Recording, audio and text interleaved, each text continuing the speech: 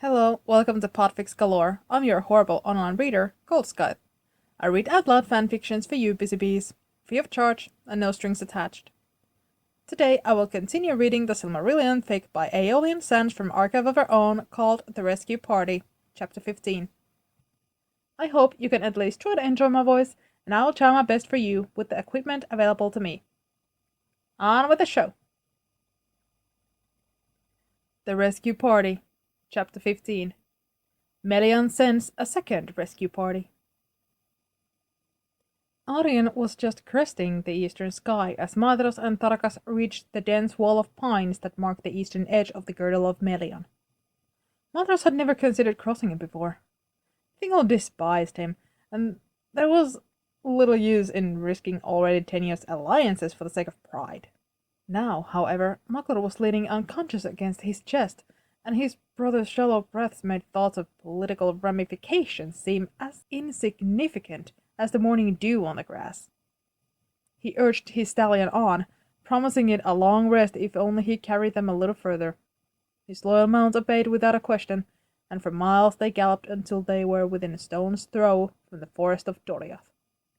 There the pines before them grew dense, and their branches tangled together in thorny webs. The morning fog hung low, and the border of trees resonated with ancient song.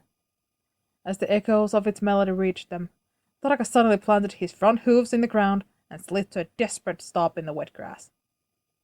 Maklor nearly slipped out of Madros's arm. "Whoa!" Madros called. "Careful! Careful! Come on, boy. We have to go through."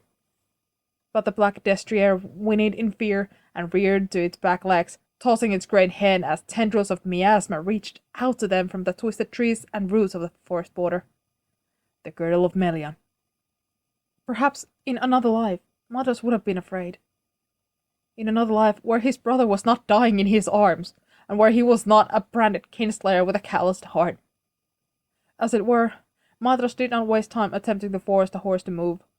He dismounted at once, and, carrying his brother in his arms, made straight for the imposing trees.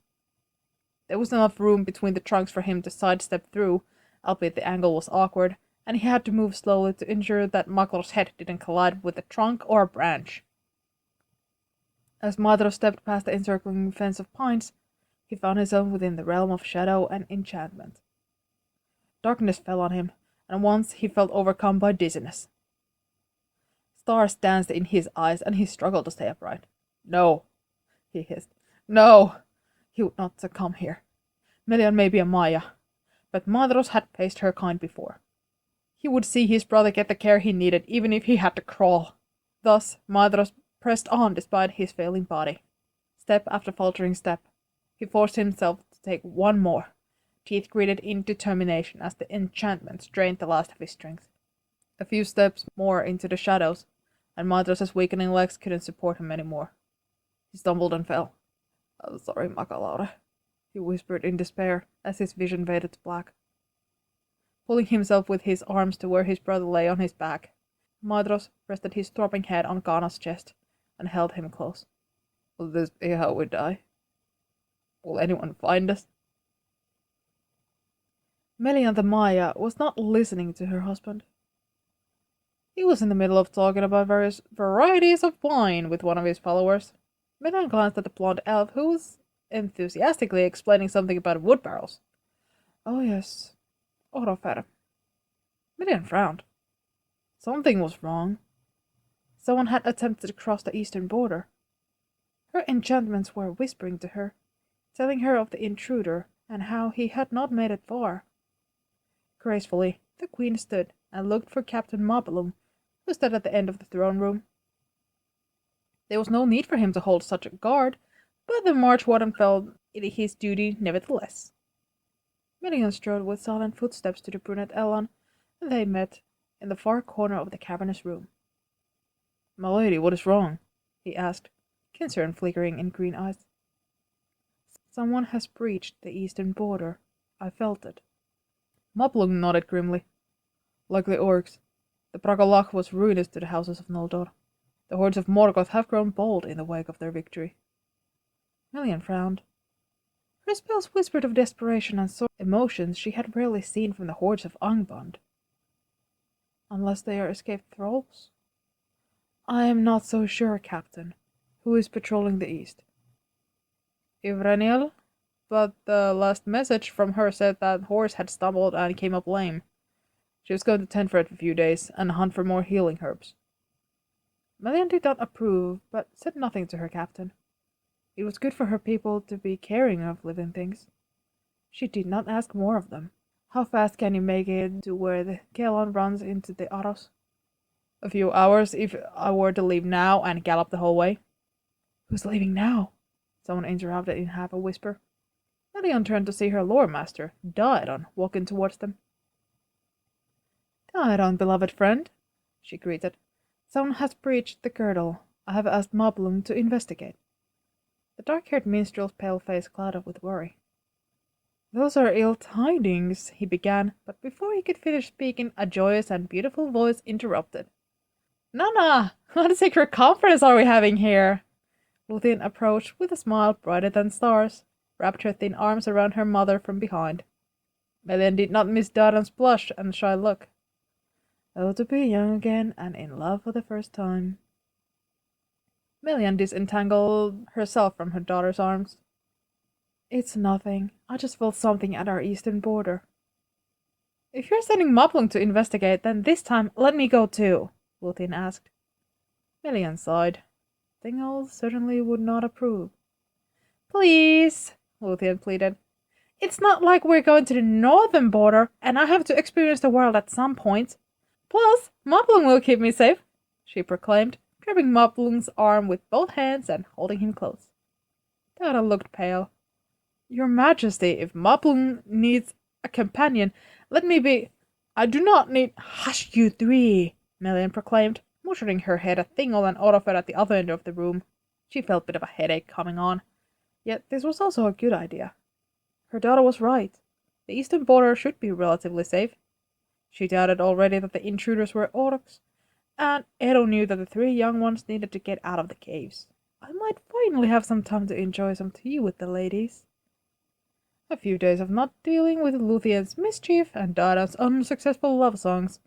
Moblung could also enjoy some time in the wilds and not be restrained to the palace. It wasn't fair to him that Belek got to be away all the time. Very well. If you all want so badly to go, then you all shall be off. And good riddance.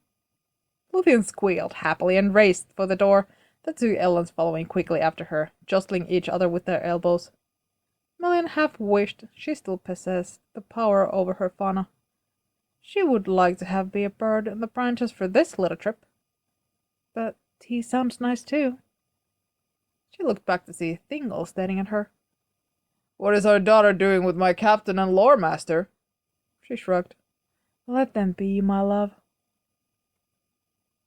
Fëanor awoke to the sound of quiet conversation.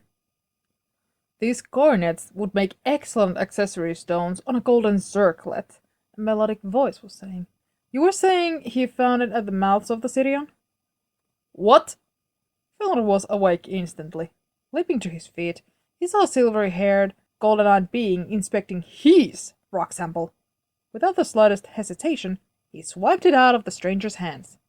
The elf, no, it was a Meyer, no doubt, held up his hands from where he sat with Earwen, their backs facing the river. Who are you, and why are you in my camp? He demanded, rage kindling in his eyes. Forgive me, Fëanor of the Noldor. I'm Meletuar. I once served Aule. No, you didn't, Fëanor explained at once. I was once apprenticed to Mahtan, and I worked with Lord Aule. There was no one named Meletuar in his service. The fair being nodded. That is true. I served him before you were born, before the elves came to Valinor. But when my master created the dwarves, I asked to stay in the east to watch over them, lest the shadow corrupt my master's creations. I have dwelt here for millennia. Fëanor was not convinced. Maya only cared for their masters and their own interests, not for lesser living beings. You know who else served Aule and stayed in Beleriand? That's right. It was the abhorred one, Moringatha's own lieutenant. Do not take me for a fool. The Maya looked down, a haunted look flickering across his face. I know. Myron was once a very dear friend of mine. Thus, there is truth in what you say. I did not just stay in the East out of love for my master and the works of his hands alone. I also stayed out of loyalty to my former friend. I thought perhaps I could save him from himself. The Maya paused, then looked at Fëanor as if deep in thought. Do you not believe in redemption? Fëanor's retort died on his lips. He looked at his lost sister. Of course, I believe in redemption, but not everyone can be redeemed. Oh, Melian questioned. But does not everyone deserve a chance? Do not even kinslayers deserve a chance? The question was unspoken, but Fëanor heard it, and his insides twisted. At one point, his answer would have been a firm no. But that was before he had stood before the tapestries of Mondos as his world came crashing down. I think perhaps all beings do, Melian continued. Or else there would be no hope for you, or me, or even Lady Hartmann here. No one is blameless in this world, not even the Eldar King. And if there is no redemption, there is no hope or point of living. Fëanor scowled. The world would not be so lost if Melkor were thrown into the void after Lukas caught him. The Maya smiled. This is true. We should all be in the void. Leave air to the rocks that are perfect in their order and never breathe a treacherous thought. Fëanor stood, turned his back on the Maya, and walked to where Garnstead had hastily dropped the supplies. I'm in no mood to discuss philosophy with you. Let my sister and I be, and think twice before taking gems from the hands of Fëanor. I know where the Skarn deposit is. This was just another lie. Myron had no idea where the Skarn deposit was located, but there were limestones near Dol in Gauroth. If he had to guess, the westernmost mountains of Ered Gorgoroth were the most likely candidate. Where? The elf asked. Was it not curiosity that killed the cat? The western ranges of Ered Gorgoroth. Do you remember where that is, or did you leave Vermondos too early? Fëanor bristled at the jibe, just like Myron had intended. It was so fun getting under the Noldo's skin. Myron understood now why Melkor had enjoyed this so much. Yes, I know where that is, and I can get there myself, thank you. Plus, I have sons to take home. I did not come to Beleriand to find ore deposits alone. Myron shrugged. Be my guest and walk straight to the gate of Angamando. That is such a peerless strategy. The success rate of that is remarkable. Perhaps after you are in Mondos, I shall work with Nelia Finwë and Reborn Nolo Finwë to mine the mithril and create great armor and weapons for a triumphant siege against your enemy. We shall all feast together in our victory. Perhaps you and Lord Namo can have your own party. Besides, he continued after a bit, you aren't even going to see your sons. They live in the East. Fëanor Wilton. Iron hells! Forget this nonsense about the dwarves! The reason you live in the East is you are somehow more annoying than my brothers. I will kick you out. Erwin took the elf by the arm. Stop, Naro. We need help. Meletior can help us. Nerdanel and Garnstead have not returned yet, and this forest is not safe. We don't need anyone else. I don't trust him. I will consider it credit to your character that you did not hesitate to trust Nolo, who you abandoned, or me, whose people you killed, or Osse, who wanted to drown you. So why are you suddenly so suspicious with Meletior? Fëanor sighed. Osse and Nolo I both knew. I don't know this one. But fine! Who am I, the Kinslayer, to preach about trust? Join us! I'm sure before we reach Angamando we have a quite party of accomplices. Maybe Erwin will tell me to let Moringota himself join us. Myron wondered if Fëanor knew how high-pitched his voice was getting. Erwin snarled and leveled her trident at the other elf's throat. Fëanor stilled. You did this once to Nala, remember? Then you killed my family. I could go on, but Nerdanel's fight speaks to the rest. If ever there is someone I should not trust, not forgive, it is you, Nara. But here I am, taking this risk. We must take risks in this war. So give Melchior a chance. We are not going to defeat the Dark Lord with angry words and sarcasm alone. Then she took the weapon back and drove it into the sand. Fëanor held up his hands. I said fine. Does he know where my wife is, at least? Anything to be helpful? You are a Meyer, right? Can you transform into a bird and go find her? Maybe an eagle? Let us all ride on your back and save us the pain of walking. Arwen eyed her law brother with a scathing glance that could divide Ra from Fea. Myron thought it was well deserved. The former king glared, but then crossed his arms and appeared to be almost sulking. Myron sighed as if about to explain something to a child. Form shifting takes considerable effort, plus I would have to design a new one for flying. I can only readily take upon those I have already crafted. So you're useless? Myron bit back his tongue. Your wife is likely north of here. I heard wolves last night. They probably drove her up the river a bit and kept her from returning. We should look for a suitable path, or else follow the river. Not yet, Arwen declared. This is why we split up like this. Remember, Fëanor? Let me use Osanwa to try to reach my husband. That way, he can be on the lookout for Nerdanel and Morio too. Myron continued to hold his neutral, disinterested expression. Marriage bonds. Yes, he knew all about those. Luckily, few of the Eldar seemed interested in marriage in the Years of the Sun. It had been a significant problem with creating the orcs. Fear that were bound together fought and drew strength from their partners. Luckily, he and Melkor had devised a way to weaken such links between two beings. Love is such a weak emotion, after all. Reaching out with the sorcery grafted into him by his master, Myron fell for the throbbing strand in Arwen's mind and smothered it with his malice and a few whispered words of song. There will be no communicating with your loved one today, sweet girl. Maybe if you're good, I will let you feel the full extent of your husband's pain when I give him to the Dark Lord. He watched as Arwen jolted as if stung. I cannot! The bond! I cannot feel it! There's something there.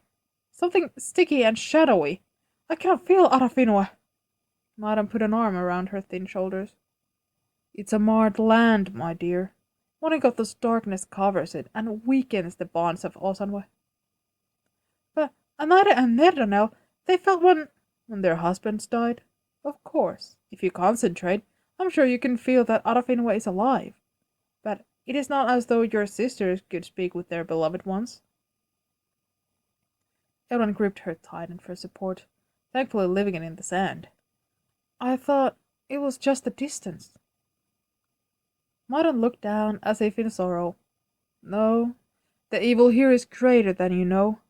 It is why I don't want to let you continue alone. She looked at Fëanor then. Do you feel the same thing? Fëanor ticked, arms still crossed. Nedal and I haven't used Osanwa since before Formenos. Arwen fixed him with another scathing look. She really was quite good at those. Fëanor sighed. Very well. Myron had to work a lot harder to find that thin strand. He was almost certain that it had disintegrated on its own. It was easy to block. Fëanor sighed. The same. I think she might actually be shielding her mind from me, but I can tell she's alive, although the connection is murky and getting thought through would be impossible. Then we have no choice but to search as friends would do, Myron replied solemnly, internally gleefully rejoicing in the flames all but erupting out of Fëanor's eyes at the word friends. End of chapter 15. Stay tuned.